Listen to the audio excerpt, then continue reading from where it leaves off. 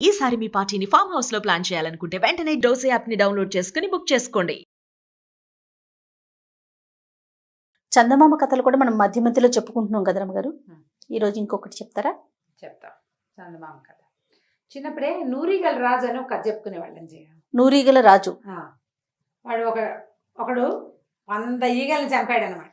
ఓహో. దాంతో వాడిని నూరిగల రాజు అనేవాళ్ళు. 100కి నేను 100 చంపా అని వాడు చెప్పేసరికల్లా 100 ఏవో అనుకుని జనాలు వాడిని గ్రేట్ చేశారనమాట. ఈ నూరిగల రాజు కథ మర్చిపోయి పేరు మాత్రమే గుర్తుంది. కాస్త ఇంచుమించుగా అలాంటి కథ ఒకటి చెప్తాను. ఓ పల్లెటూరులో నర్సయ్య అని ఒకడు ఉండేవాడు.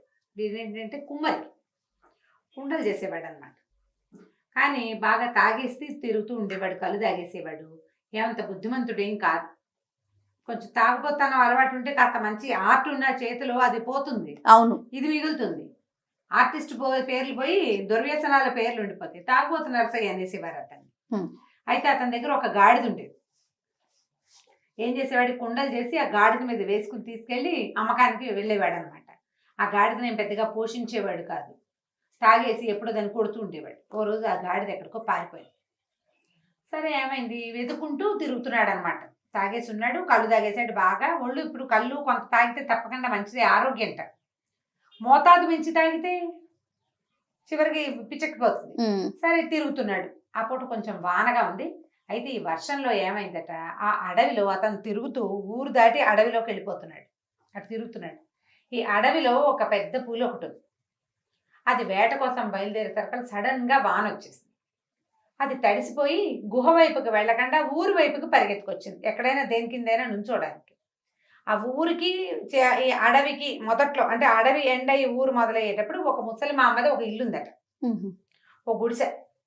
మామూలుగా గుడిసెకి ఎట్లా ఉంటాయి, ఇట్లా పంచలు కొంచెం ముందుకు వేస్తారు కదా, ముందుకు వేస్తే ఆ పంచలో కనుక నిలబడితే వానకి తడవకుండా ఉంటుంది. సరే ఇదేమనుకుంది, ఆ గుడిసెకి ఇలా ఉంది కదా, అక్కడ వాన పట్టలేదని ఈ పులి పోయి దాని కింద నుంచి వాన మీద పడకుండా ఉండడం కోసం. ఇంతలో ఏమైందంటే ఈ ముసలి మా ముందుగా లోపల ఒక ముసలావిడ ఉంది. ఆ ముసలావిడ అంటే పైన ఈ గుడిసె అయితే ఇట్లా ఉంది కానీ అన్ని కంతలు పడ్డాయి. చిల్లులోంచి నీరు లోపలికి పడుతుంది. అక్కడో గిన్నె ఇక్కడో గిన్నె పెట్టింది. ఈ కన్నాలతో చస్తున్నావు, ఈ కన్నాలతో కష్టపడే బదులు పులి నోట్లో తలబెట్టినా మంచిదే, ఈ కన్నాలతో పడలేకపోతున్నావు అంటుంది. ఈ పులి హడిలిపోయింది. కన్నాలా, వాడెవడు పులి నోట్లో తలబెట్టడం మంచిదంటోందంటే మనకంటే పెద్దవాడెవడో వాడు, కన్నాలు అనే వాడితో జాగ్రత్తగా ఉండాలి అని అనుకుంటోంది పులి. ఇంతలో ఏమైంది, ఈ తాగుబోతు నర్సయ్య ఉన్నాడు కదా, వాడు అడు తిరుగుతూ ఇడు తిరుగుతూ వానకు తడుస్తున్నాను కదా అని ఈ ముసలిమామ పంచ కిందకి వచ్చాడు. వచ్చి చూసి ఓ పక్కన నిలబడిన ఈ పులిని కనుచీకట్లో తన గాడిద అనుకున్నాడు.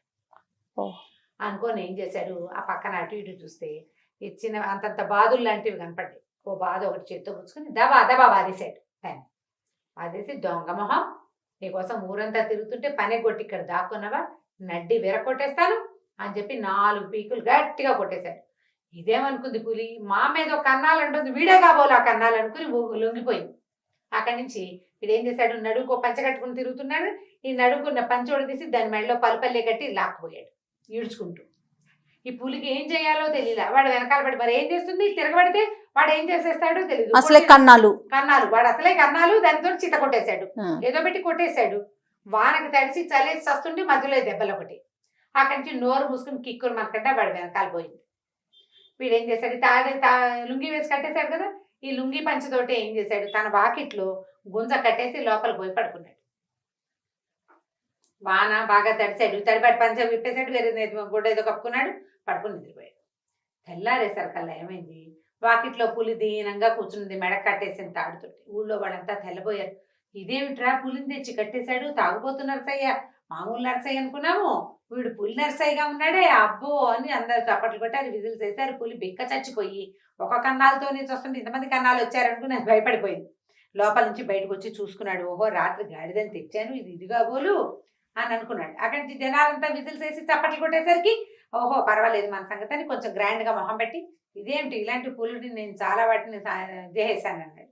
అక్కడి నుంచి ఆ ఊరి గ్రామాధికారి పై ఊరికి కబురు చేసి, పులిని పట్టేశాడు మావాడు, దీన్ని స్వాధీనం చేసుకోండి అని కబురు చేశాడు. కబురు చేశారు కల్లా రాజభట్లు వచ్చి ఈ పులిని పట్టుకుపోయారు.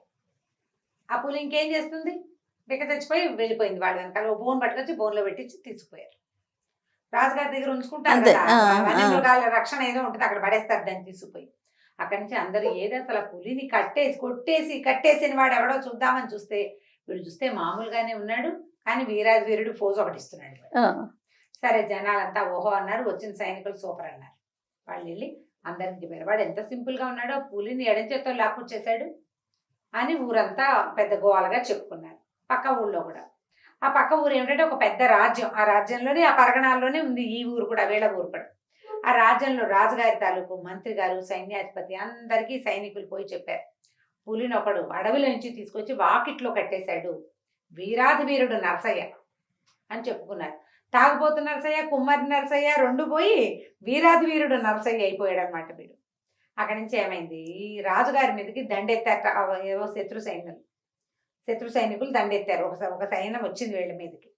మంత్రి గారు రాజుగారు కలిసి డిస్కస్ చేసుకున్నాక అప్పుడు మంత్రి అన్నాడు, మనకి యుద్ధాలు పెద్దగా అలవాట్లేదండి, కానీ మన పక్కన ఊళ్ళల్లో పల్లెటూళ్ళలో వీరాధి వీరుడు నరసయ్య అని ఒకడున్నాడు, వాడు పులిని ఎడం చేత్తో తెచ్చి కట్టేశాడండి, వాడిని పిలుచుకొస్తా, వాడిని వీళ్ళ మీద యుద్ధానికి పెడదాం. మన సైన్యాధిపతి ఓపిక లేదు, వాడికి ఒంట్లో కూడా బాగుండలేదు, ఆయన్నే తెచ్చి సైన్యాధిపతిని చేసేద్దాం, వీరాధి వీరుణ్ణే సైన్యాధిపతిని చేసేద్దాం, ఆయన వచ్చి ఈ సైన్యాలని ఎట్లా లొంగదీయాలో చెప్తాడు మనకు ప్లాన్ అన్నాడు.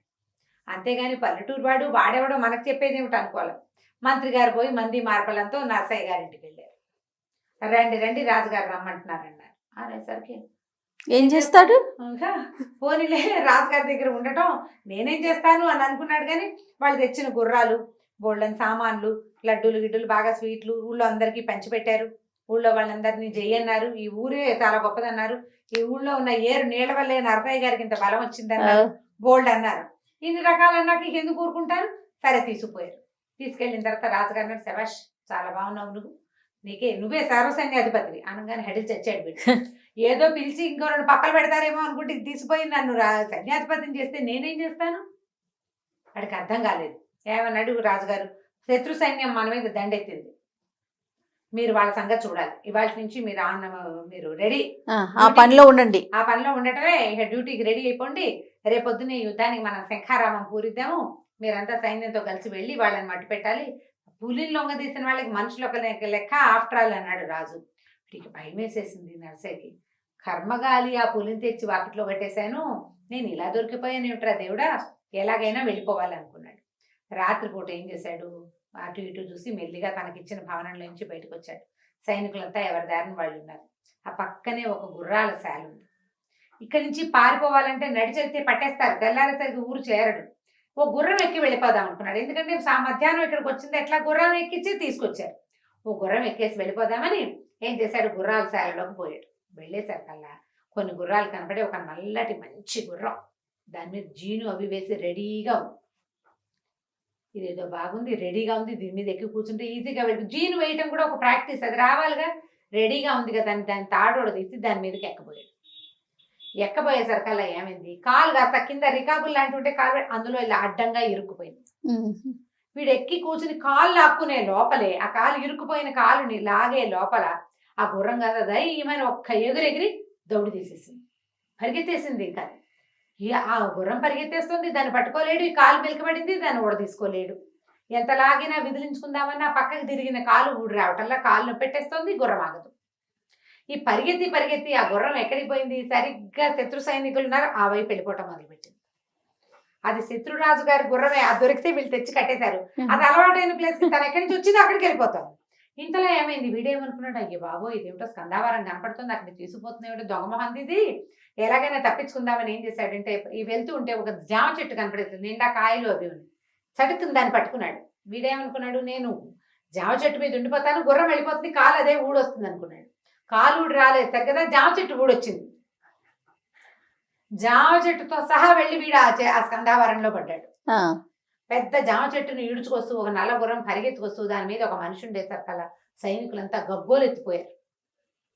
ఏదో చెట్టు ఊడి ఎలా వచ్చేస్తుంది మొదల్లో నుంచి, వీడెవడో మాయమంత్రగాడు మాయల మరాఠీ వచ్చేస్తున్నాడని సైనికులంతా పరిగెత్తేశారు, పిచ్చి వెర్రి ఎత్తినట్టు.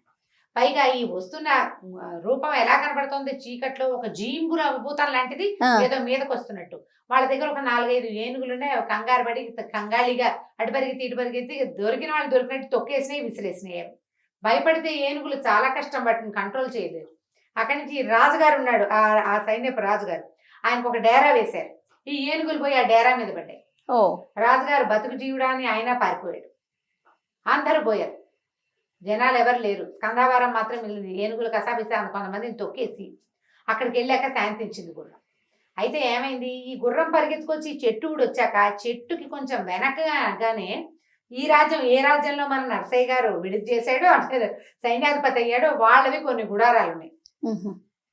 వాళ్ళు గుర్రం పరిగెత్తుకొస్తుంది, గుర్రం మీద ఉన్నవాడు కొత్తగా సైన్యాధ్యక్షుడు అయిన వాడని అర్థం చేసుకుని ఏదో రాత్రిపూట వేటకి ఈయన ఏర్పరిచాడంటే, వేటకి ఏమనాలి దాన్ని, వేటను దాడికి ఏర్పాటు చేసి సర్వసైన్యాధిపతి ఇలా వచ్చేస్తున్నాడని భావించి ఆయన వెనకాల గుర్రాలు వేసుకుని వచ్చేసారు వాళ్ళంతా ఈ నరసయ్య వెనకాల. ఎప్పుడైతే ఈ స్కందావారం అంతా గోలగోలగా అయిపోయి ఎవరి దారిని వాళ్ళు పరిగెత్తేసి కసాబిసమని అయిపోయింది కదా అంతా, పరిగెత్తేసరికల్లా వాళ్ళకి తెలిసింది ఈ పారిపోతున్న రాజుగారిని పట్టేశారు.